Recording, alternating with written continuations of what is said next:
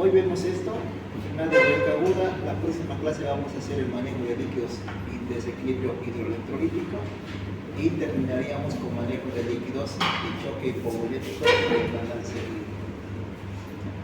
Entonces,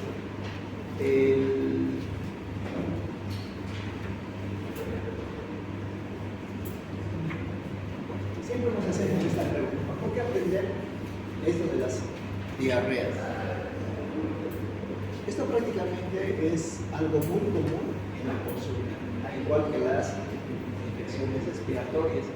Entonces, dicen por ahí, el pediatra vive de esto. Siempre va a haber niños con diarrea, siempre va a haber niños con problemas respiratorios, ¿no? Entonces, vean ustedes que si nosotros vemos algo en la estadística mundial, 1.2 millones de muertes anuales secundarios a este problema de lo que son las diarreas, ¿no? Entonces, la diarrea y la deshidratación causan 1.2 millones de muertes, ¿no? Sobre todo en este periodo infantil. En los niños menores de 5 años va a ser muy importante esta causa como mortalidad en estos niños, ¿ya? Entonces, por eso es que vamos a hacer relevancia en esto de lo que es el diagnóstico, la parte del tratamiento y sobre todo la parte de la prevención de estas enfermedades. Antes de que ingresemos a lo que es la definición de las diarreas, vamos a recordar esto. Ya hemos visto en las anteriores clases el componente de la parte de lo que es el organismo, y uno de ellos era el componente del agua. Entonces, el porcentaje de agua según el peso corporal, según los días de vida o la edad del paciente, va a tener una variabilidad. Ustedes ven, los recién nacidos, los lactantes, van a tener mayor predominio en su componente de porcentaje de agua, ¿no? Entonces vamos a tener entre un 75 a un 80% que va a estar constituido por agua. Pero ya en la parte de lo que es la edad adulta, vamos a tener prácticamente, en los varones nos dice que vamos a estar compuestos en un 60% por agua. En las mujercitas la mitad, un 50%. ¿Cómo está distribuido eso? Ustedes van a ver, miren, esta es nuestra, en la parte de lo que es los 0 a un día, casi aquí nos representa el 80%, ¿no?, del componente de agua. Pero va a ir disminuyendo. Al año de edad, aproximadamente, ya vamos a tener más o menos esa cantidad de líquidos relacionados, pues, van a ser similares a la de un adulto, ¿no? ¿Por qué? Porque estamos llegando a 60, ¿no? Entonces nos vamos a quedar ahí, con su aumento leve o su descenso progresivo, ¿no? Ahora, en esto tenemos dos componentes principales: el líquido intracelular y el líquido extracelular, ¿no? Igual vamos a tener la diferencia en cuanto a la cantidad de estas. Por ejemplo, el líquido extracelular, que es de color rojo, en un principio vamos a tener de 45, en comparación con el líquido intracelular, que va a ser de 35, pero aquí vamos a tener más o menos a la semana de vida, hasta los 10 días más o menos, vamos a tener casi como una inversión de esto, ¿no? Entonces ya va a haber mayor cantidad de líquido intracelular, cerca del 40%, y una menor cantidad de líquido extracelular. Entonces, de ahí viene lo que es el componente o la estructura de la distribución de los líquidos. Y vamos a tener, pues, esta distribución. ¿Qué dijimos? El agua, el 60%, que van a ser divididas en el espacio, o en el componente de líquido extracelular en un 20%, y el intracelular en un 40%, lo que ya habíamos mencionado en la parte de las técnicas, ¿no? Y algo muy importante: el líquido extracelular va a tener un medio interno que va a corresponder a lo que es el plasma, el 5%, y que estos vamos a tener esa generación de lo que es el gradiente de la presión oncótica, ¿no? Entonces aquí vamos a ir viendo también gracias a esta presión alguna forma de lo que son las células, ¿no? El otro componente tenemos el líquido intersticial, que está el 14%, y que es la parte de lo que es el transportador, ¿no? Y el otro es el agua transcelular, que es el 1%, y que representa los fluidos que están específicamente localizados en alguna área o en alguna región, ¿no? Entonces ya tenemos esa distribución. 20% en el extracelular y 40% en el intracelular. Y ahí tenemos la forma de lo que es el porcentaje de A. Entonces, ¿a qué nos vamos con esto? En este componente vamos a tener lo que son los solutos. Los solutos que van a estar distribuidos o se van a estar relacionados a lo que son los cationes, los aniones, y que van a estar relacionados de acuerdo en qué componente vamos a. Por ejemplo, en el intravascular predomina ¿qué? Predomina sodio. Si hablamos de cationes o de esas partículas positivas. Y luego tenemos el potasio, tenemos el calcio y tenemos el magnesio, ¿no? Con sus correspondientes cantidades. En los aniones el más frecuente va a ser el cloro y después seguida con el bicarbonato, luego las proteínas y luego lo que es el fosfato y otros componentes. Entonces la parte intravascular, ¿ya? En la parte intracelular, como cation principal vamos a tener el potasio, y luego el sodio y luego el magnesio, ¿no? Como anión, el fosfato y luego las proteínas, luego están los bicarbonatos y lo que es el cloro. Lo que quiero de aquí que se acuerden, nos acordemos del potasio, dónde se encuentra mayor cantidad, el sodio, dónde se encuentra en mayor cantidad. Entonces, la mayoría de las alteraciones secundarias a una enfermedad diarreica aguda, pues vamos a tener en algún momento alguna repercusión en nuestro sodio o vamos a tener una repercusión en nuestro potasio, ¿no? Entonces, por eso es que debemos más o menos aprender y recordar los valores o los componentes del espacio intravascular e intracelular, ¿ya? Y aquí termino que nos referimos a la parte de lo que es la homeostasis. ¿Se acuerdan qué era la homeostasis? El equilibrio que mantiene las funciones de nuestro cuerpo. Eso. Entonces, ese equilibrio va a hacer que también nuestro espacio intracelular y intracelular pues, se mantengan adecuados y tengamos, como quien dice, ese medio interno pues controlado, ¿no? Entonces, si esto va a haber una alteración en esto, pues vamos a tener problemas en lo que es la regulación de la cantidad de líquidos, ¿no? Problemas en la regulación de la cantidad de los electrolitos y vamos a tener esa diferencia. Esto ya lo hemos visto, entonces en este tema, según las diapositivas así de que nos pasaron, pues nuevamente volvemos a recordar esto de lo que son los líquidos. ¿Por qué? Porque es muy importante que recordemos cuál es el líquido basal de acuerdo a las edades que vamos a ir evaluando. Por ejemplo, ustedes recuerdan que la parte de los recién nacidos o el periodo neonatal, vamos a utilizar esta fórmula de los dedos en las manos. En la parte de los pediátricos, ¿qué fórmula vamos a utilizar para calcular sus líquidos? ¿Recuerdan? ¿O esta misma utilizamos? No, ¿Qué se llama eso? No se acuerdan todavía que nos hemos trabajado esa clase explicando. Hay dos formas, ¿eh?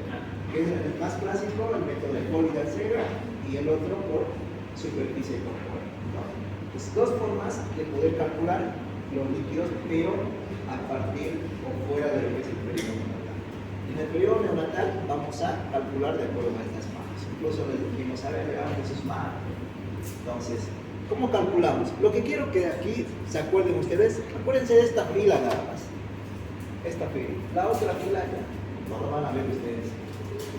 Pero a estos chicos sí lo van a ver.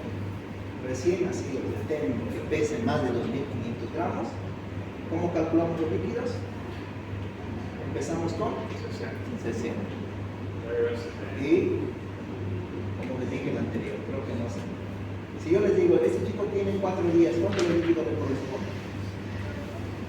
¿4 días? 90. Eso, 90. ¿Está bien o está mal?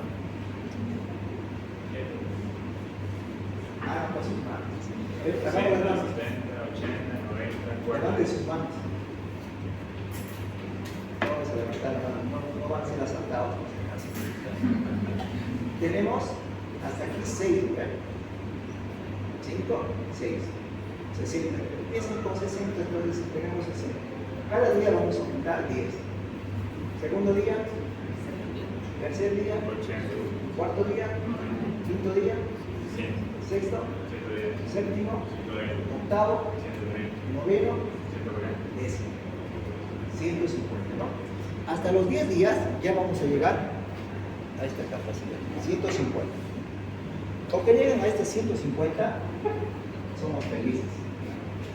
Entonces, de aquí hay algunas variaciones de acuerdo a lo que es el peso, si es un niño macrosómico, grande para la edad gestacional, qué sé yo, obviamente ese chico no le va a dar mucho líquido.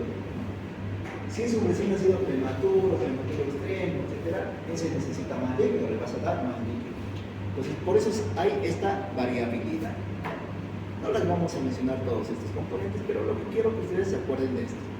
Entonces, les digo, tengo un niño que tiene 7 días de vida, pesa 3 kilos, ¿con cuánto de líquido vamos a empezar?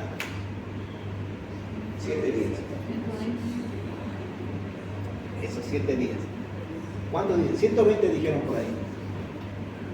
¿Cuánto? 120. Eso. Entonces, eso que hemos calculado, lo vamos a llamar líquidos parciales. Líquidos parciales. ¿Y de dónde vamos a sacar los líquidos totales? Simplemente vamos a multiplicar eso por el peso. Alguno de estos vamos a multiplicar por el peso y eso nos va a dar el líquido total. ¿Listo? A ver a este chico cuánto le damos de líquido. Bueno, en esto, aquí les puse esto, que también hay algunas instituciones, algunos protocolos de otros hospitales empiezan como 15 el primer día con 70, pero no vamos a curar solo de 60 para que quedemos. Sí, el primer día sería 60. Entonces el primer día con 60 pesa 3.5 kilogramos, estamos en su primer día y con este vamos a empezar con 60. ¿Cuánto de líquidos parciales le tocaría? 60 ml, kilopeso, día. ¿Cuántos serían los líquidos totales? ¿Cuánto?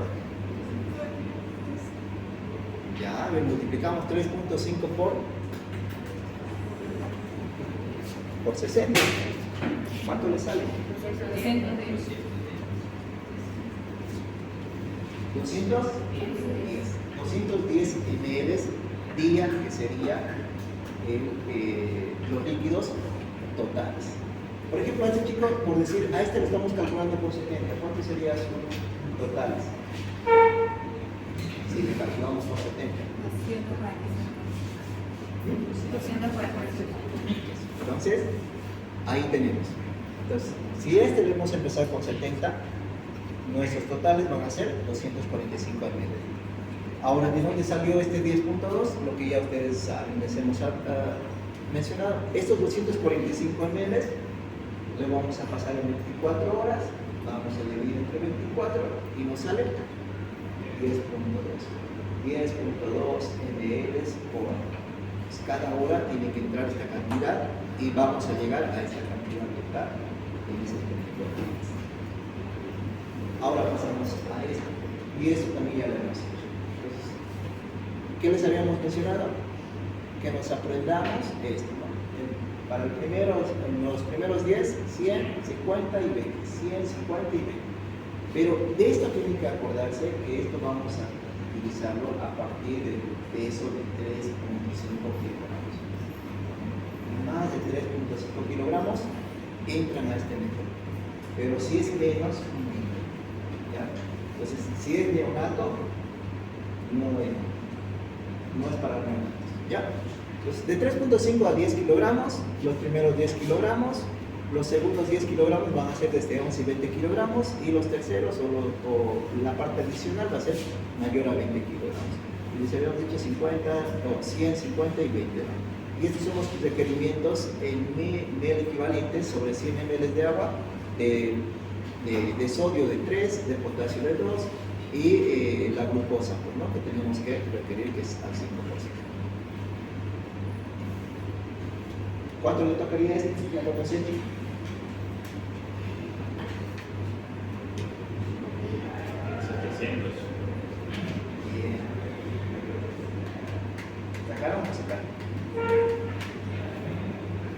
ya dijimos, mira, tenemos esas 3 cajas, si quieren ustedes por ahí, que cada caja me va a recibir 10 y todo lo que quiera. Entonces, si el primero, entonces le vamos a poner 10, porque recibe los 10. ¿El segundo cuánto recibe? 10 también recibe, entonces toda la mayor cantidad. ¿Y el tercero cuánto nos falta? También nos falta, pero si fuera 35 por decir, 15 sería pues ahí, ¿no? Todo lo que recibe, ¿ya? Entonces, ¿y qué hacemos? Simplemente multiplicamos. 10 por 100, 10 por 50, 10 por 20, y sumados todo, 1700. Ese era nuestro requerimiento de líquidos totales para ese niño de 30 kilogramos, ¿no? Entonces, y les habíamos dicho también hay otra fórmula más rápido que hacíamos, que no estabas colocando. Yo primero, si aprenden de esta forma, bienísimo, porque van a estar más seguros. Pero también esto que nos ayuda bastante y ser más rápidos. ¿A qué se refiere? Para niños que pesen entre 3.5 y 10 kilogramos, por decir 3.5 y 10 kilogramos, directamente vamos a multiplicar 100 veces kilogramos. Yo les digo, tengo un niño que pesa 4 kilos, ¿cuánto va a ser de líquidos totales? ¿Cuánto pesa? 4 kilos. Sería 400. Si pesa 6 kilos, 600. Si pesa 9, fácil. Ahora, nos pasamos y el peso se pasa de los 10, está entre 11 y 20 kilogramos. Aquí estos niños ya tienen ganado 1000 libras, ya tienen de entrada ganados 1000 libras, ya recibieron, porque pasaron los 10. Todo lo que sobre a partir de los 10 se va a multiplicar, mejor dicho, se va a multiplicar por 50. ¿Ya? Por decir, yo les digo aquí, tengo un niño que pesa 12 kilos. ¿Cuánto sería tu líquido? 12 kilos. Ya tenemos ganado 1000. Y de 10 a 12, ¿cuántos tenemos? 2 por 50. 2. Esos 2 multiplicamos por 50. 2 por 50. Sí. Entonces sería 1500. 1500. ¿Listo? Y si les digo que tengo un niño con 15 kilogramos de peso. Lo mismo, ya tiene entrada 1000, 5 por 50, 250, sería 1800. Ya lo captaron. ¿Qué dicen los del fondo? ¿Entendió o no se entendió? Pues vamos nomás aquí a lo más fácil. Ya. El tercero, que dice mayor a 20 kilos, en aquí ya voy a tener ganado 1500 ml. Ya tengo 1500 ml ganados. Porque pesa más de 20 kilos.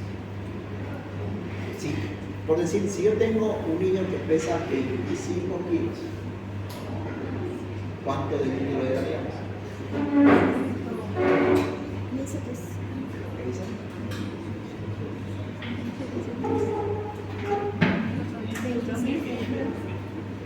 25 les dije, ¿no? 25 ya pasa de 20, entonces ya tenemos ganados 1500.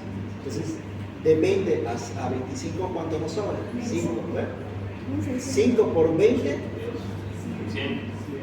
y suman eso a los 1500. Ese es su líquido. Así rápido.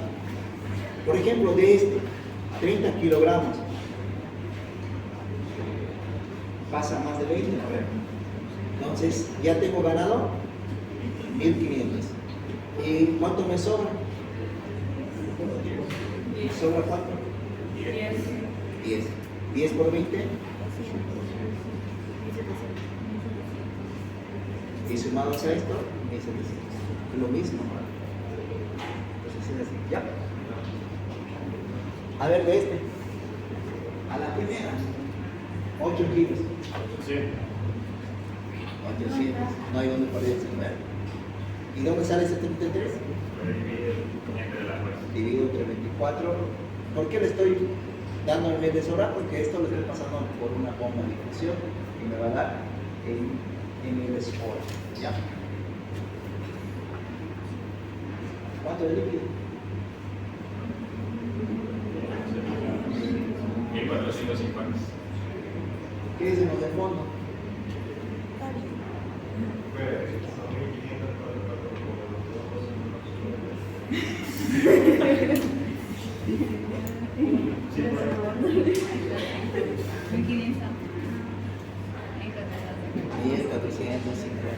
Ya. Y dividimos. Ya, a ver, nos vamos a ir a lo más fácil. ¿Ya? Aprendamos esto nomás, creo. Tenemos 19, ¿eh? Ya hemos dicho, tenemos 3 grupos, tenemos 3 cajitas. La primera caja solo recibe 10, la segunda caja solo 10 y la tercera te recibe todo lo que falta, ¿no? Entonces, si nuestro paciente pesa 19, entonces en la primera caja pongo los 10, listo, ya llegué al tope máximo. Nuestra segunda caja, ¿cuánto me falta? 9, les pongo los 9. Tercera caja, ¿cuánto le doy? Nada, que no tengo ya llegué a todo lo que le quito, ¿no? Y simplemente multiplico 10 por 100. 1000. 9 por 50. 450. 0 por 20, pues ahí ya no tenemos nada. Así es que listo. Y sumados eso, 1450, ¿no? ¿Sí? ¿Se entendió? Esto está más fácil. Ya, pero te lleva más tiempo. Pero más rápido y ya no son menos tiempo. Listo. Ahora yo les digo, si tengo, digamos, acá un niño que pesa 45, ¿cuánto de líquido?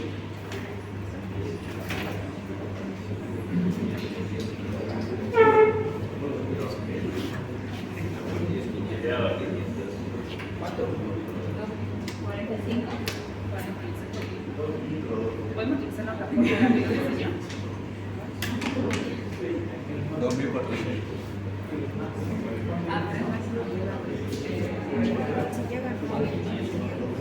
Aquí sacaron 2400, ¿qué dicen los demás?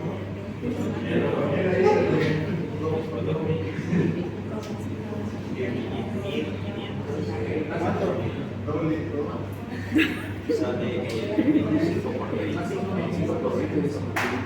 ¿Qué tienen que hacer?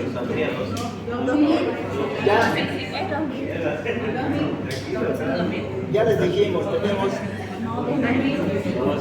las 3 cajas. Pesa 45, les dijimos, ¿no? ¿Aquí cuánto entra? 10 en la primera caja. ¿Y en la segunda caja cuánto entra? 10 nomás. ¿Y cuánto nos falta entonces? 25. 25. Listo. Y simplemente vamos a multiplicar por lo que es. En la primera 100, en la segunda 50 y en la tercera 100. Y multiplicamos nada más eso. ¿Cuánto es 10 por 100? Ya, pero 1000, ¿no? 10 por 50. 500. ¿Cuánto? 500. 500. 25 por 20.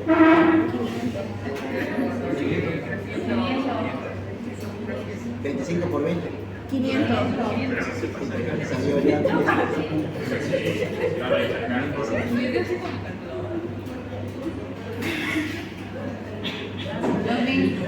¿Y todo esto? 2000, ¿no? Entonces, ¿estaba más fácil esto o el otro? Ya. Creo que ya se entendió. Entonces, pasamos. Ahora.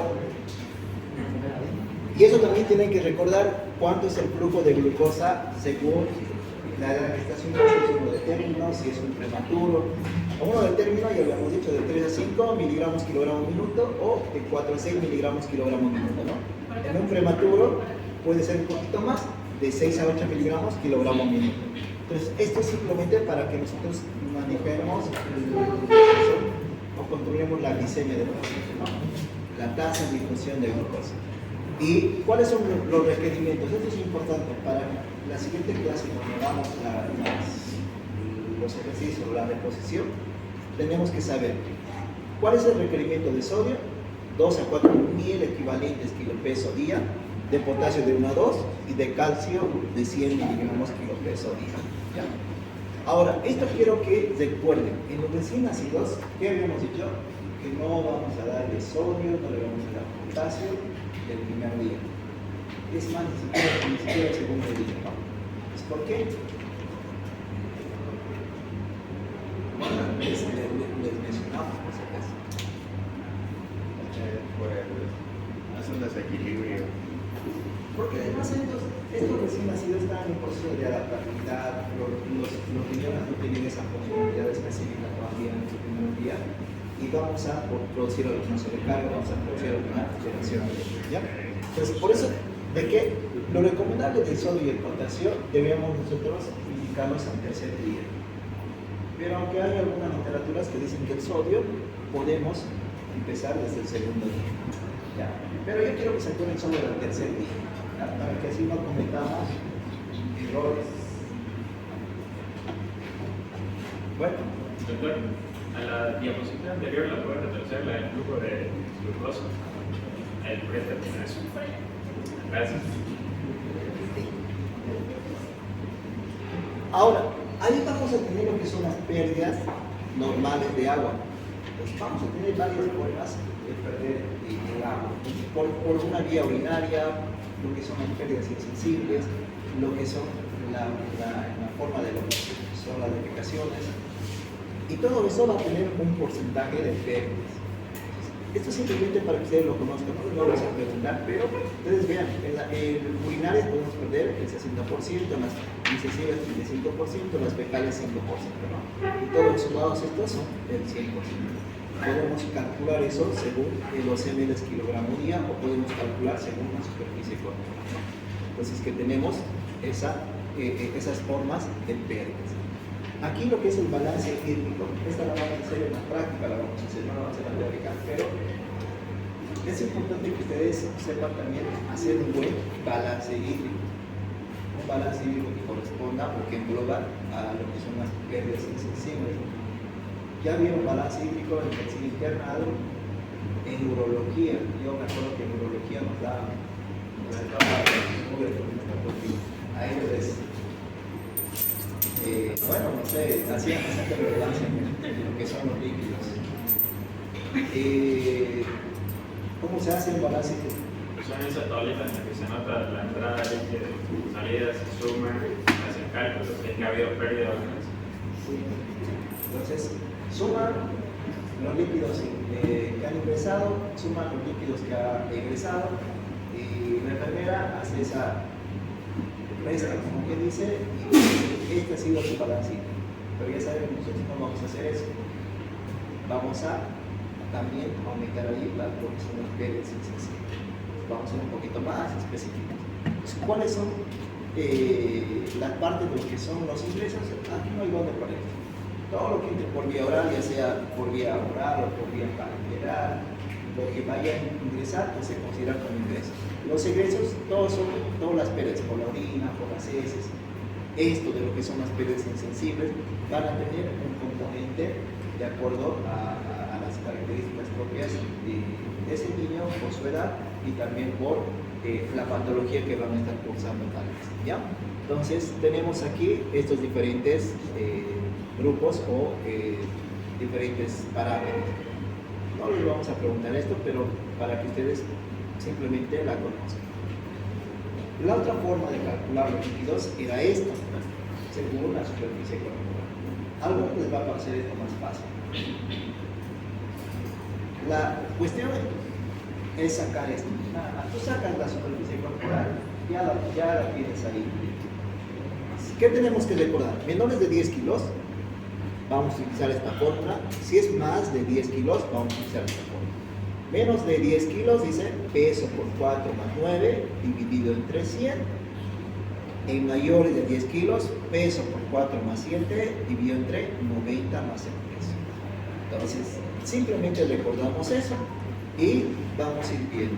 Entonces, recuerden ustedes, aquí esta fórmula, ¿qué nos va a decir? Los niños mayores a 10 kilogramos, por ejemplo, vamos a utilizar esto que se llama la superficie corporal. Vamos a tener un requerimiento mínimo y un requerimiento máximo. Mínimo de 1500 y máximo de 2000 ml por metro cuadrado de superficie corporal. Pues la clave es que ustedes recuerden esto y se les va a preguntar en el examen, por si acaso, esto de lo que es la superficie corporal. Van a tener que aprender. No me gusta esto mucho de la memoria, pero hay que aprender. ¿Ya? Por ejemplo, este chico que pesa 19 kilogramos. ¿Cuánto sería su superficie corporal? Que habíamos mencionado, ya la sabemos. ¿Cuánto sería? ¿Quieren ayuda? Ahí está la ayuda. ¿Cuál utilizamos? ¿El de arriba o el de abajo? El de abajo. El de abajo, listo, ahí está. ¿Cuánto le sale? 0,76. Ya va uno. ¿Sacaron eso? El de... Sí, no, ya había fumado, dicho. Es más. Ahí. 0,70 Es peso por 4 más 7 dividido entre peso más 90.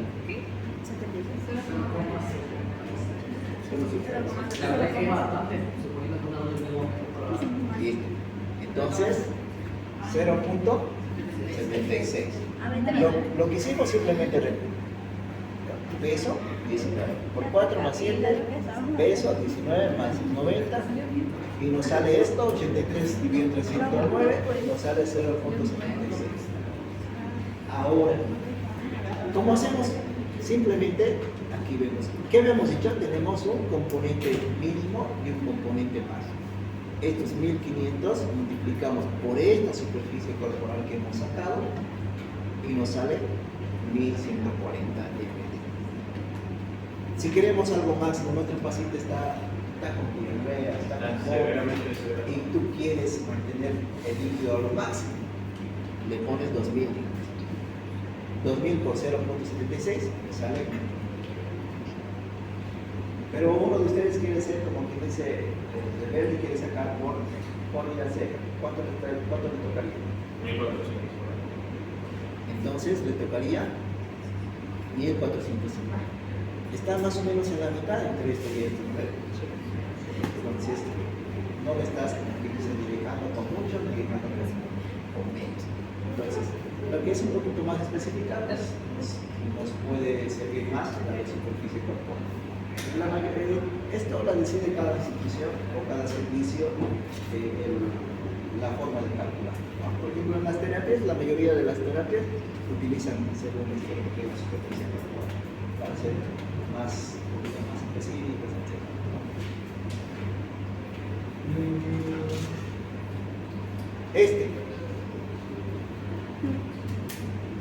¿Y hay un límite de peso para con el que se puede usar esto?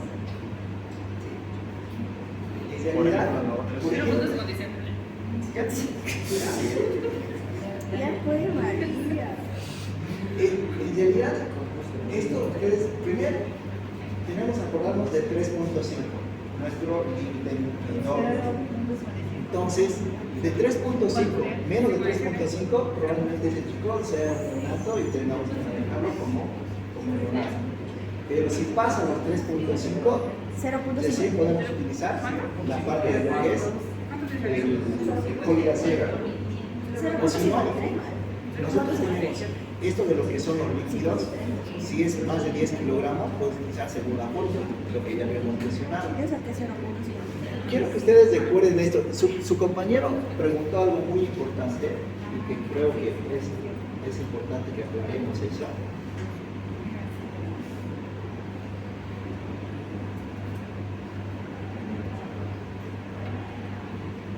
Ahí, que creo que no lo hemos mencionado. Miren, ¿hasta cuánto? Hasta máximo de 2400 ml. Ese es nuestro tope, como que dice, máximo de líquidos según esta forma. Entonces, por eso es que ya si nos pasamos con esto, tenemos que ir más a lo que es la superficie corporal.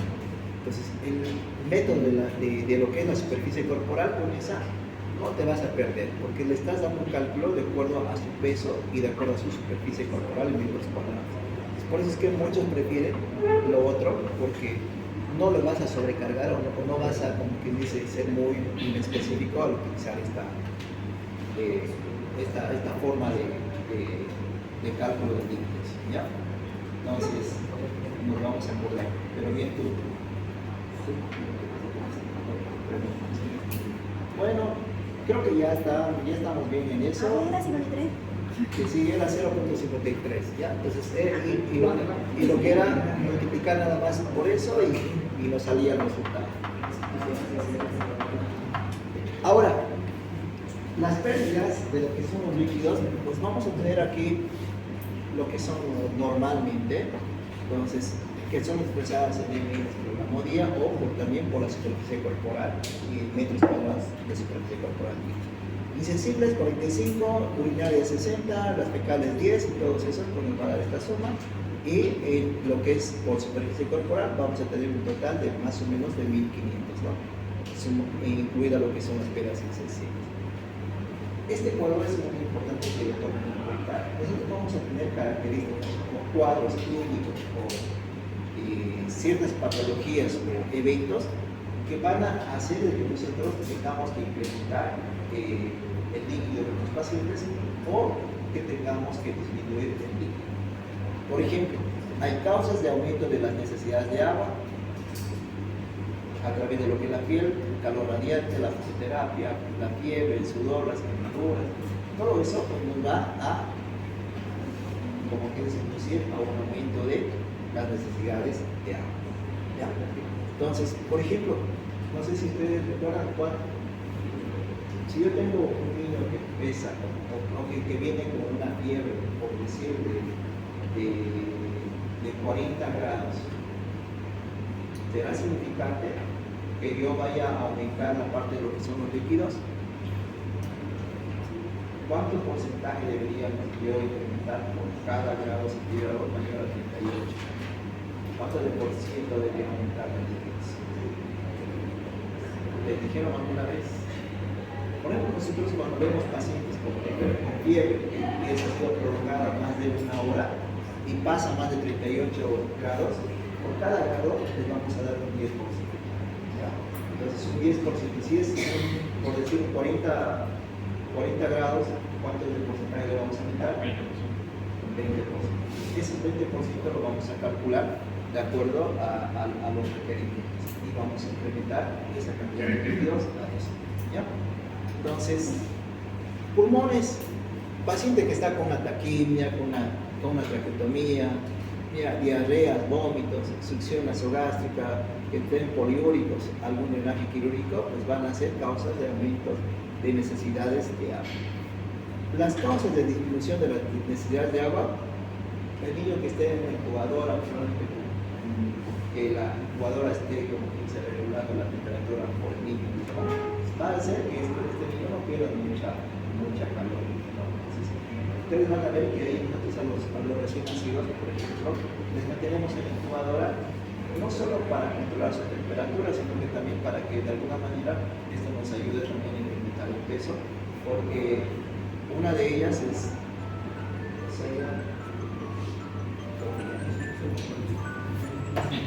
evitamos el gasto energético en estos de acuerdo a lo que es ese proceso de regulación de la temperatura, ¿no? Entonces, los ventiladores humidificados, la oliguria, la anuria y el hipotiroidismo son causas de disminución de las necesidades de agua, ¿ya? Entonces, ahora entramos a lo que vivimos. Doctor, disculpe, esto de la fiebre, cuando aumentamos por cada grado de 10%, ¿solamente aplica en neonatos o también en pediatras?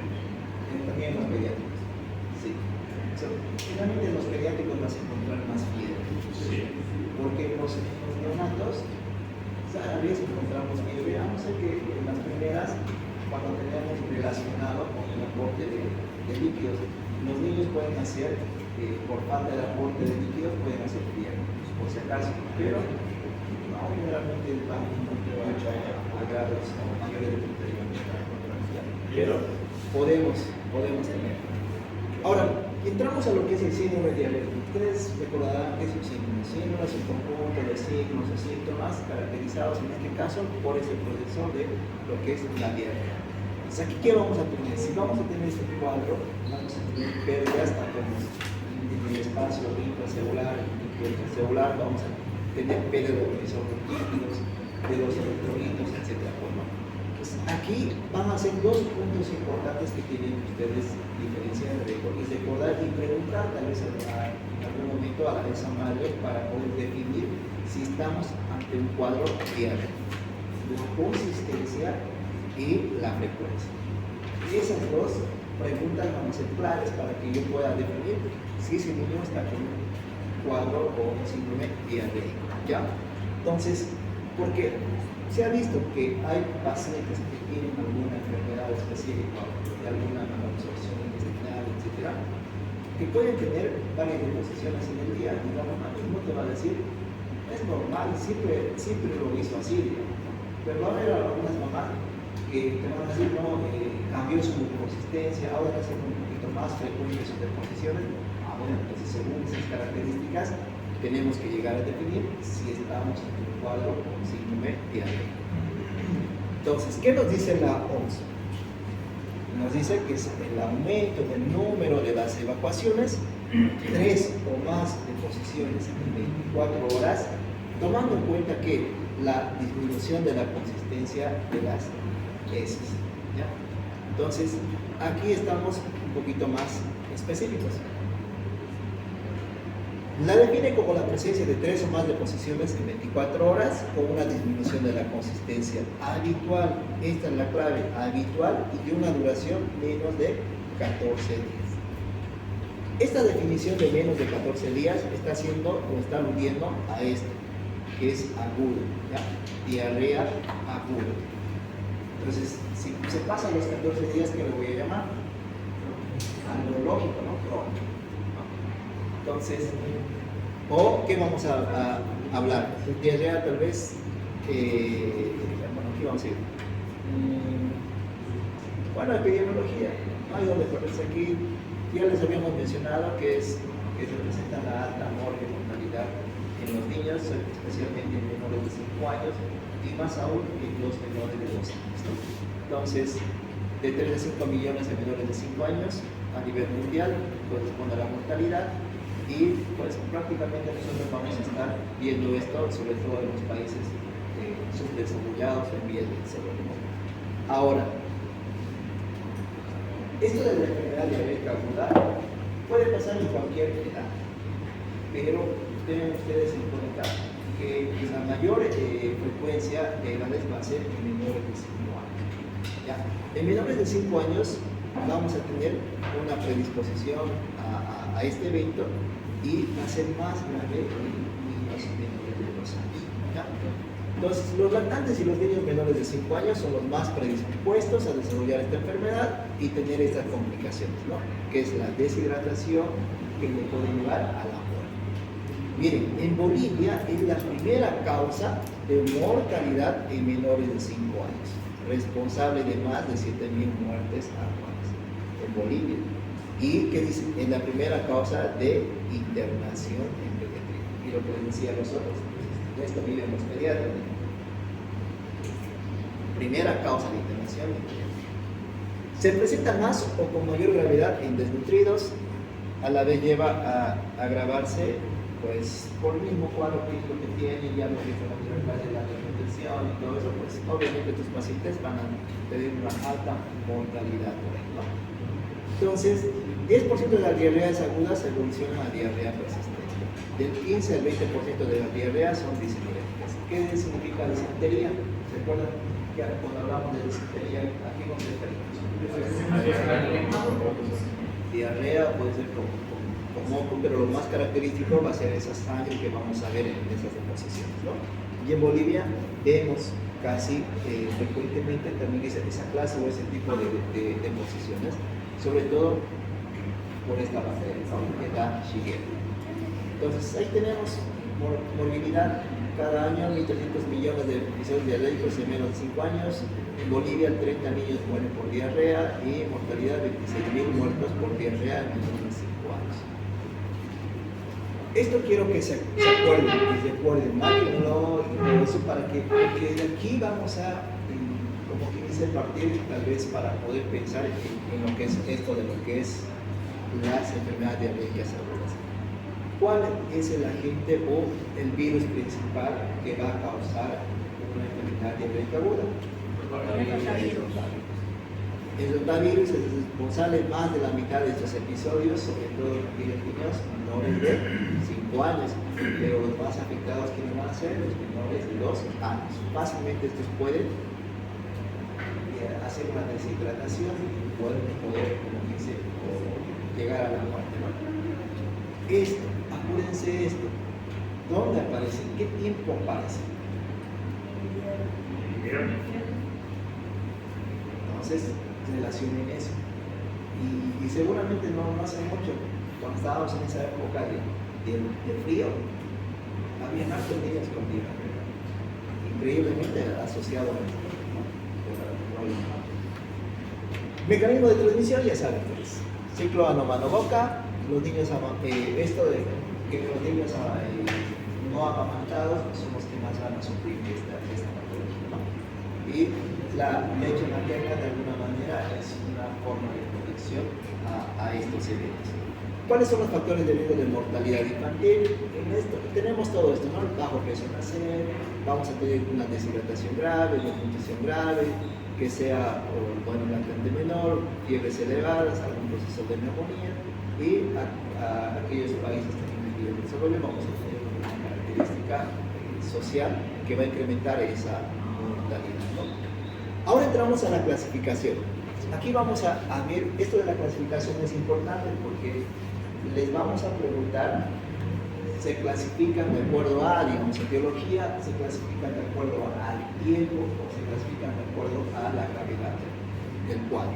Entonces, a la etiología, ¿de qué es origen? Pueden ser infecciosas y no infecciosas. En este caso, no todas las diarreas son de causa infecciosa. Entonces, infecciosa, principalmente vamos a pensar que el cuadro viral. ¿Cuál era el virus? Rotavirus. Bacteria. ¿Qué bacteria? E. coli. Parasitaria. Diarrea amplia, hepatolítica. Eso. Entonces, esas son las 3 características o agentes etiológicos de características infecciosas que vamos a ver. No infecciosas, algunos alimentos interpolares, alergia, vamos a ir viendo también algunas tóxicas, algún proceso inflamatorio por ahí que van a ocasionar esa diarrea, pero que no va a significar ser una infección. Ahí tenemos esos 3 cuadros o agentes etiológicos principales. Igual ahí hay que hacer un círculo de esto. Pregunta. Según la característica y la duración de las deposiciones, vamos a tener esta clasificación. Aguda. ¿Qué habíamos dicho aguda? Nos vamos a acordar del número 14. Menos de 14 días es una diarrea aguda, que generalmente estas están asociadas a una causa infecciosa, ¿ya? ¿Cuándo vamos a decir diarrea persistente mayor a 14 días o más? Esto de lo que es la diarrea persistente, y aquí los hemos marcado con rojo, es aquella que va a estar asociada a esa mortalidad infantil. ¿Por qué? Porque va a haber una pérdida de lo que son los electrolitos, va a haber un desbalance en lo que es el aporte de líquidos, y todo eso le va a llevar a un compromiso neurosensorial o un estado general que va a estar afectado, ¿no? Y obviamente el estado nutricional se va a ir afectando. Ahora, ¿cuándo vamos a hablar de las deposiciones mayores de 30 días? Estas sí van a ser consideradas diarrea crónica. Esto últimamente es por alguna malabsorción intestinal donde vamos a tener este tipo de diarreas. Disenterías, ya saben ustedes que son las deposiciones aminorengas. Y ahora, las diarreas agudas también vamos a tener otro tipo de clasificación: osmóticas, invasivas y secretorias. Esto va a ser de acuerdo a la afectación de la pared de la mucosa intestinal o de la pared intestinal en todo caso. Vemos decordados mucosa, submucosa, muscular. Estas diarreas osmóticas son las que prácticamente se van a presentar cuando vamos a tener alguna alteración en lo que es la pared intestinal. Entonces, al tener ese daño en esa pared, vamos a tener deficiencias en cuanto a la absorción intestinal, ¿ya? Entonces, por ejemplo, aquí nos dice la enfermedad de Crohn, la enfermedad celíaca, algunos laxantes que pueden estar asociados primero a daño de la pared y secundario a eso, pues a esa diarrea invasiva, o también llamada diarrea inflamatoria. Es aquellos donde vamos a tener prácticamente la alteración en la mucosa intestinal. El problema va a ser en la mucosa intestinal, donde vamos a tener ese proceso inflamatorio, ¿ya?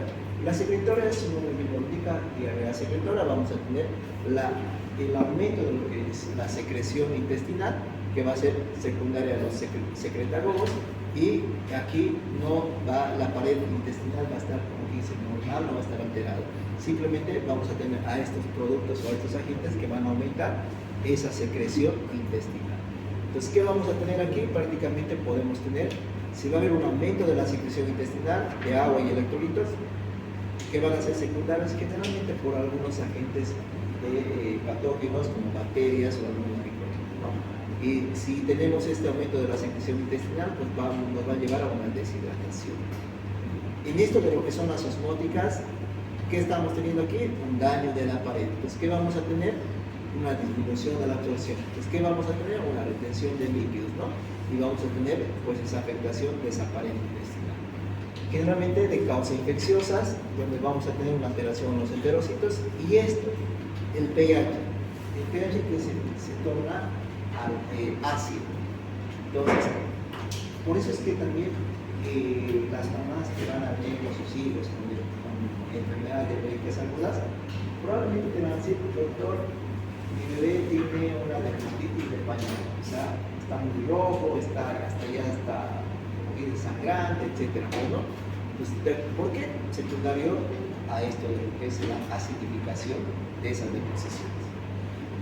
Bueno, vamos a tener también la parte de lo que es las invasivas, como ya hemos dicho, que van a ser también nominadas inflamatorias, secundarias a invasión de algunos tipos de bacterias, Shigella, Salmonella, Staphylococcus, y que van a producir si van a producir alguna invasión, van a producir alguna destrucción celular, ¿no? Y vamos a tener esto de lo que es la sangre. Las diarreas por dismotilidad son aquellas que van a ser causadas por el aumento del tránsito intestinal, o si la motilidad va a estar disminuida, el intestino se va a colonizar más y se va a producir esa diarrea por estos, ¿no? por los secretagogos que van a producir ese tipo de diarrea, ¿no? O ese proceso inflamatorio. Entonces, ¿cuál es la etiopatogenia? Prácticamente nosotros aquí vamos a ir viendo que es secundario a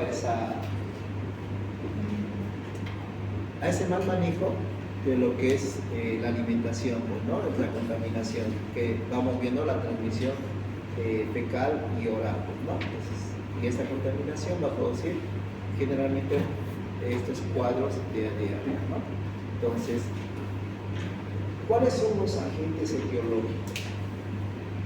Pues acuérdense siempre ustedes, menores de 2 años, la causa más probable de diarrea es viral.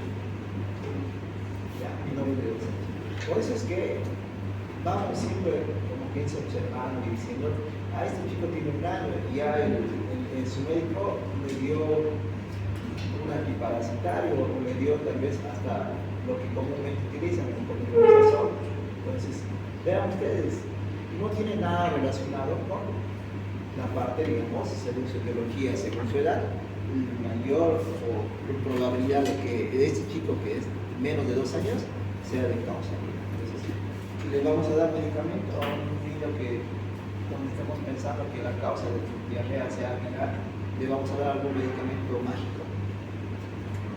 No, porque no hay, ¿no? Entonces, es simplemente sintomático el tratamiento, ¿no? Bacterianas, la E. coli. La E. coli con todas sus variantes por ahí, ¿no? Entonces, de la que nos vamos a acordar, la E. coli heteropatógena, y nos vamos a acordar de la E. coli hemorrágica, que va a producir ese síndrome ¿no? Que puede llevarnos a una anemia, una plaquetopenia, incluso una insuficiencia renal aguda, y que algunas veces pues, lo llevan a la muerte, ¿no? Si no se llega a corregir o tratar específicamente estos temas. La Shigella, que está más relacionada con este proceso de disentería, y las otras bacterias, ¿no? La parasitosis, ya dijimos que nos vamos a acordar de este parásito, la Giardia Entonces, que habíamos mencionado, tienen una característica típica en las deposiciones esta, ¿no? ¿Cuál es su característica típica? ¿Se acuerdan? ¿Quién es el parasitólogo, Frank?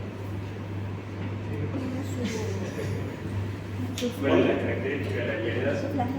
¿Cuál es la característica típica de las deposiciones? Que sea atosa, Eso, maloliente y contiene material sin digerir y se puede encontrar grasoso, material grasoso en su.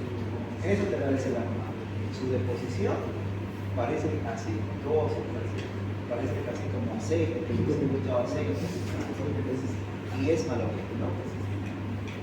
Ya arde, hasta que no se demuestre lo contrario. Ahora, ¿cuáles van a ser la clínica? Obviamente en la clínica que vamos a tener síntomas generales. El paciente va a estar con fiebre, probablemente va a estar vomitando, va a estar tal vez con deposiciones líquidas, va a estar adinámico, con una astenia, vamos a tener tal vez pérdida de peso, etc. ¿no? ¿Y cómo van a estar las deposiciones? Ya dijimos.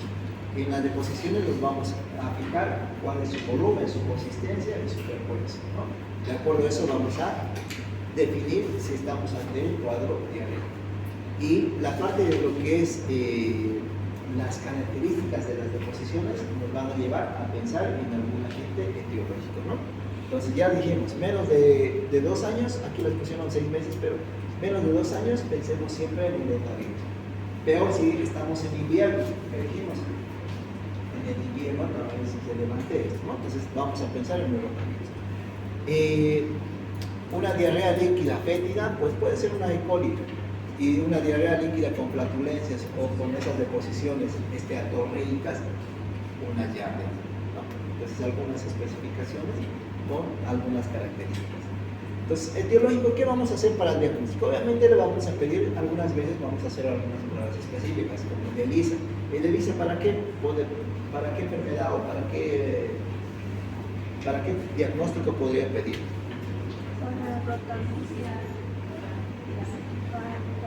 Para alguna viral, dicen por ahí. ¿Para qué más?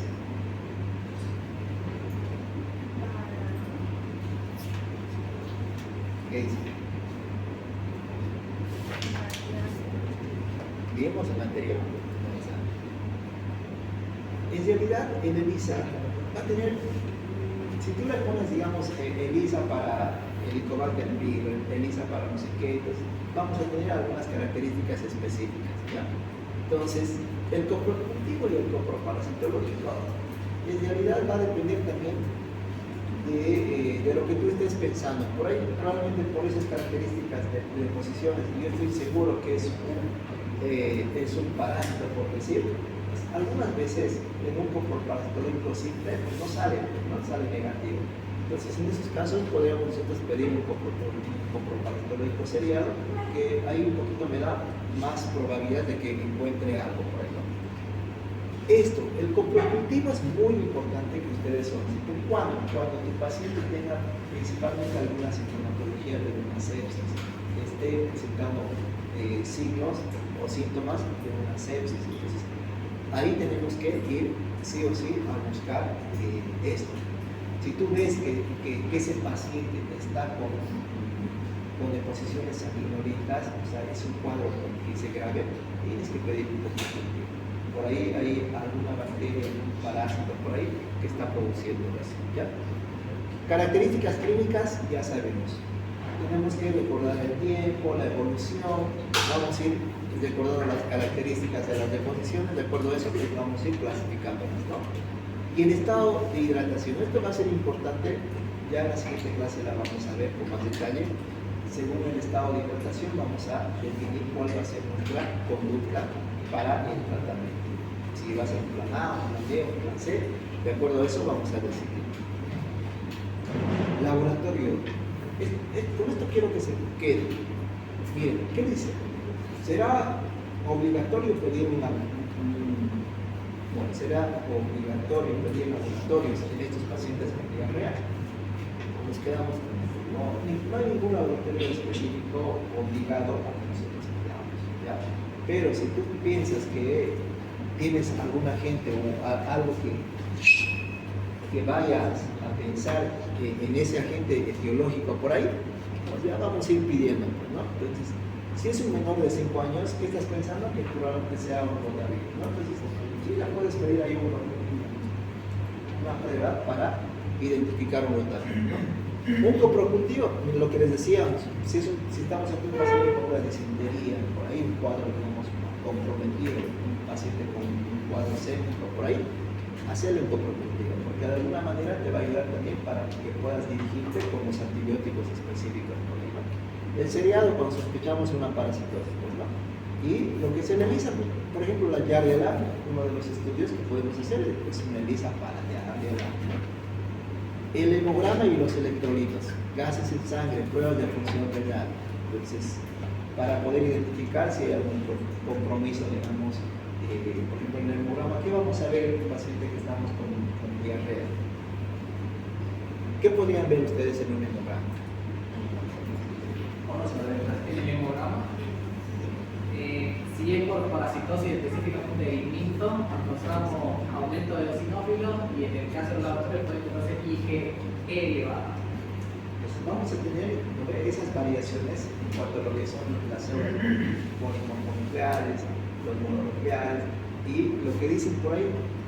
Si tenemos una eosinofilia, digamos, ¿qué van a pensar? Van a pensar un parásito, ¿no? Entonces, hasta que no se demuestre lo contrario. Una función renal, probablemente también una deshidratación o secundaria a un proceso diarreico, pues obviamente también te va a llevar a un problema. Entonces vamos a pedir a través de una función renal. Un examen general de orina. Le pediremos un examen general de orina en una diarrea.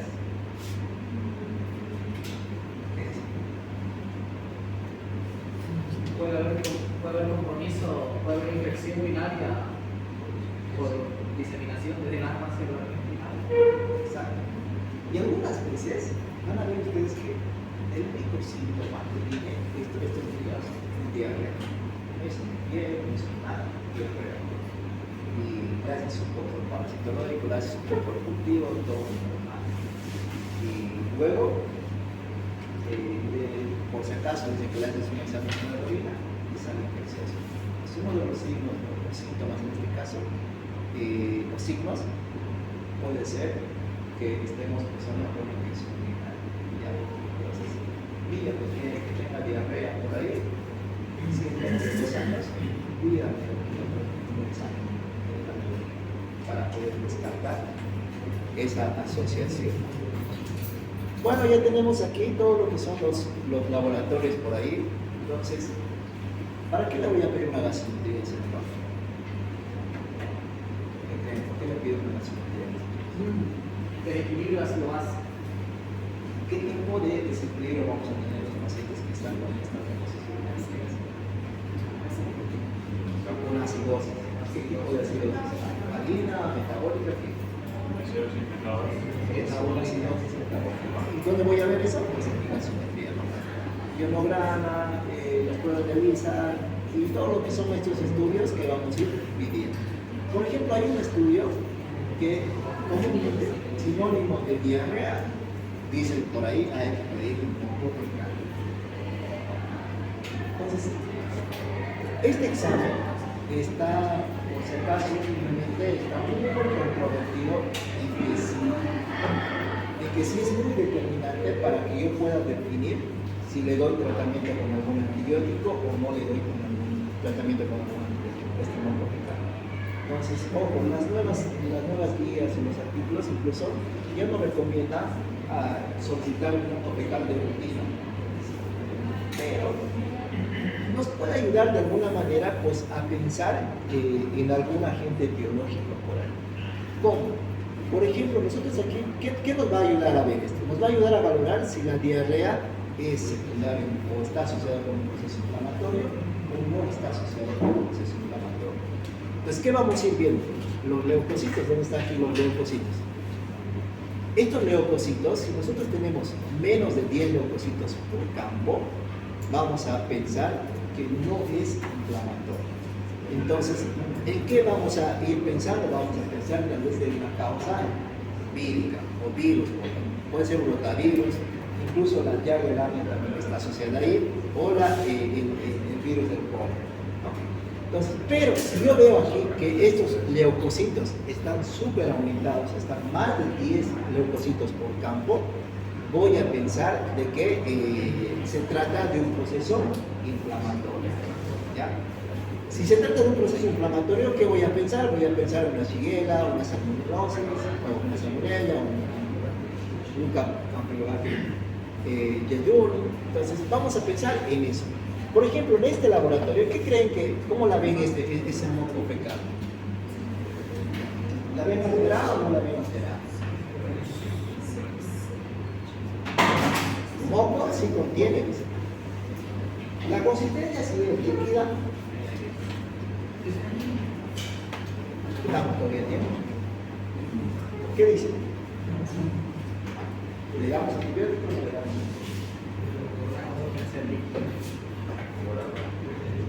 No es necesario.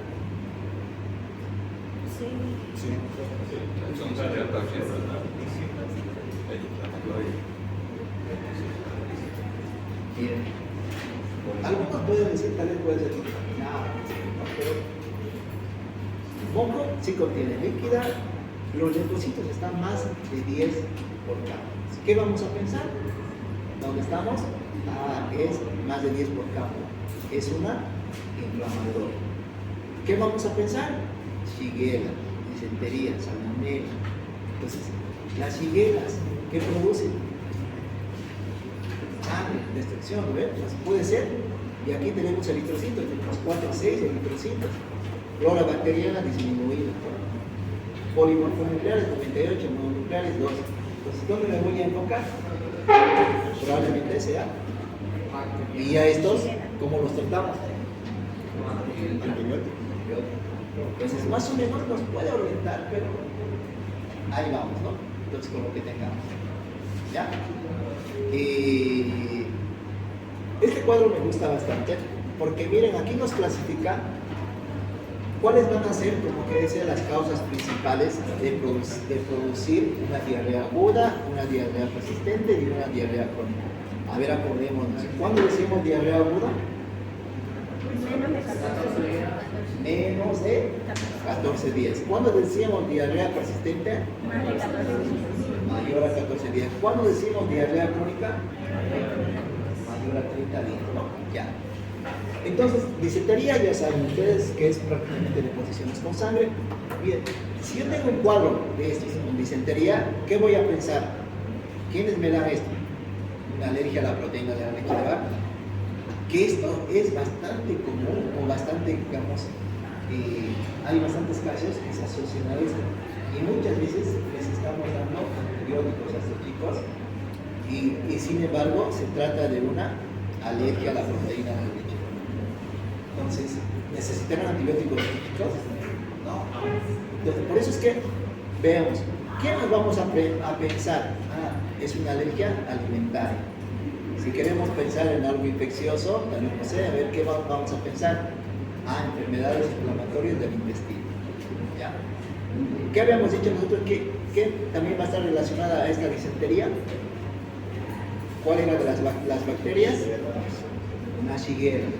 Vamos a pensar también eso. Ahora, una crónica, miren, aquí tenemos varias aquí en las crónicas, ¿no? Y de acuerdo a eso van a ir pensando, por ejemplo, una crónica, una alergia a la proteína de la leche de vaca, alguna deficiencia por ahí, algún síndrome de mala absorción, alguna enfermedad inflamatoria intestinal, enfermedad celíaca, alguna enfermedad quística, la enfermedad de Hirschsprung y algún problema hormonal por ahí, ¿no? Miren ahí lo que son las crónicas.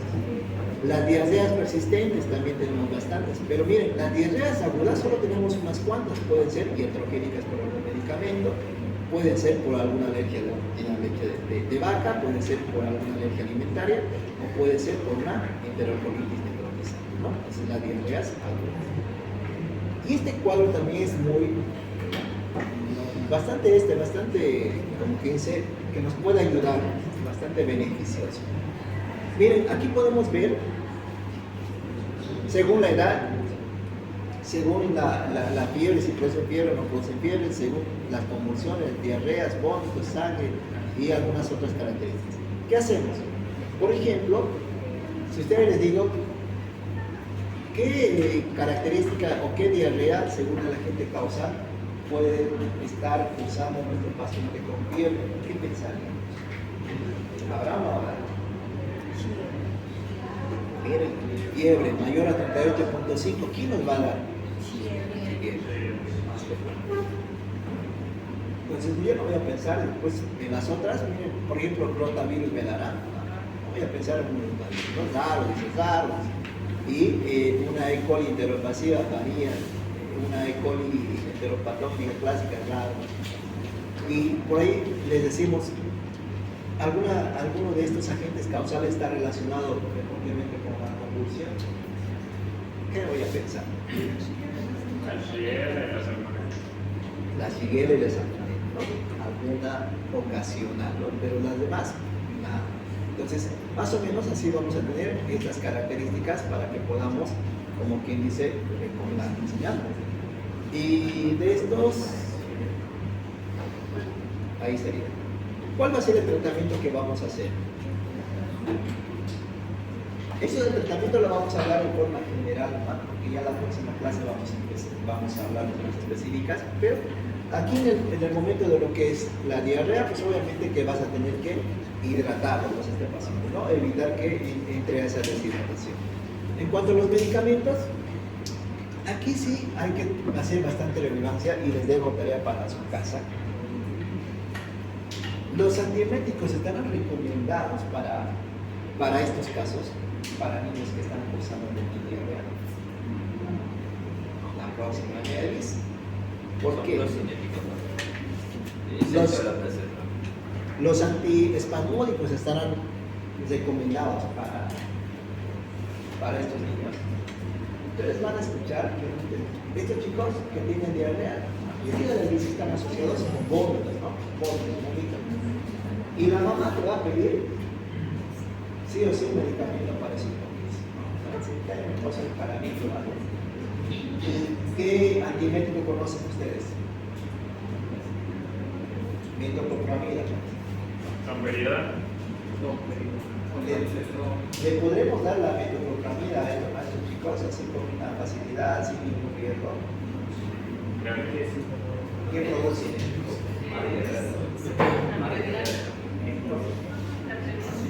Eso.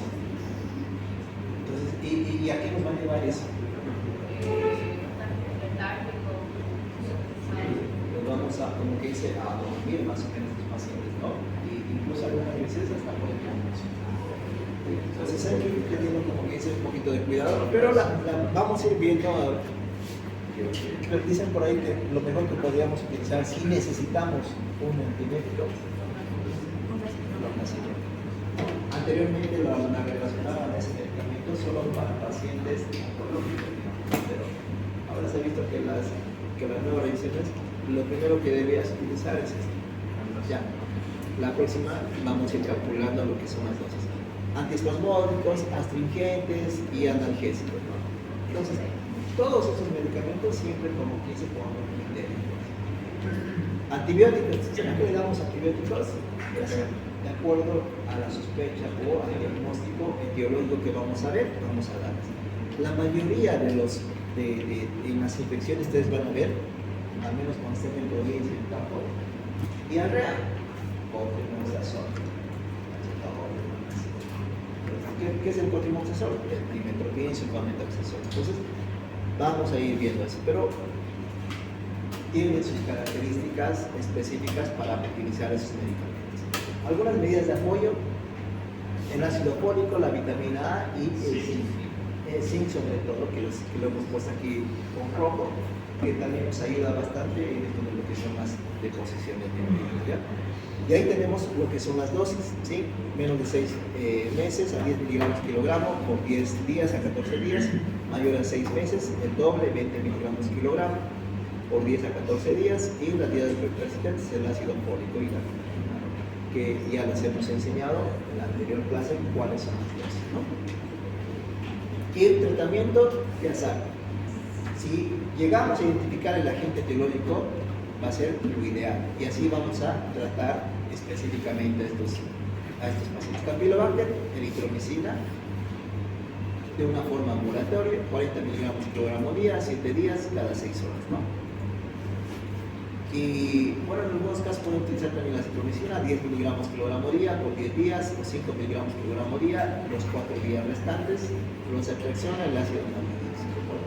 En las E. coli es trimetoprim sulfamethoxazol, que puede ser de 40 miligramos kilogramo día por 7 días, cada 12 horas, ¿no? En sepsis, la cefalosporina de tercera generación, o utilizar lo que es la amikacina, ¿no? Entonces, y estos serían los tratamientos por ahí. Por ejemplo, para el cólera, este medicamento fue la salvación en cuanto al tratamiento o al control de este problema infeccioso, ¿no? Entonces, y tratemos de no usar mucho lo que son los antibióticos, porque de alguna manera vamos a alterar esa flora intestinal y vamos a, tal vez, incluso nosotros producir esas diarreas prolongadas, ¿no? Y producir esa colitis pseudomembranosa. Pues los tratamientos, los antibióticos que tenemos que hacer, la mayoría de las diarreas son autolimitadas, no necesitan antibióticos, no se recomienda de rutina y debemos siempre tratar de dirigirnos al agente etiológico para lo que es el tratamiento de estos, pues, ¿no? Y siempre evaluar la clínica, ¿no? Y se recomienda en casos de diarreas invasivas graves, fiebres altas, mayor hipertensión del estado general y desnutridos severos. Ustedes ya saben por qué también tenemos que darles aquí antibióticos, ¿no? Desnutridos severos. En pacientes obviamente inmunodeprimidos y todo eso, pues sí podemos utilizar esos antibióticos. Ahora, profilaxis, lo que ustedes ya saben, higiene de la mano, lactancia materna, educación sanitaria y siempre ir viendo estas características, ¿no? De las deposiciones para ir pensando en el uso de estos medicamentos, ¿no? Bueno, vamos a quedar aquí en la forma de tratar. Siempre vamos a alimentar a estos normalmente, va a ser fraccionada la alimentación. Y si estos tienen, aún están en esa etapa del seno materno, siempre incentivamos a la madre que se mantenga la lactancia materna, pues, ¿no? Y aquí vamos a ir viendo los planes, plan A, plan B, plan C, que lo vamos a ver en la próxima clase. Y quedamos con esto. Hasta luego, doctor.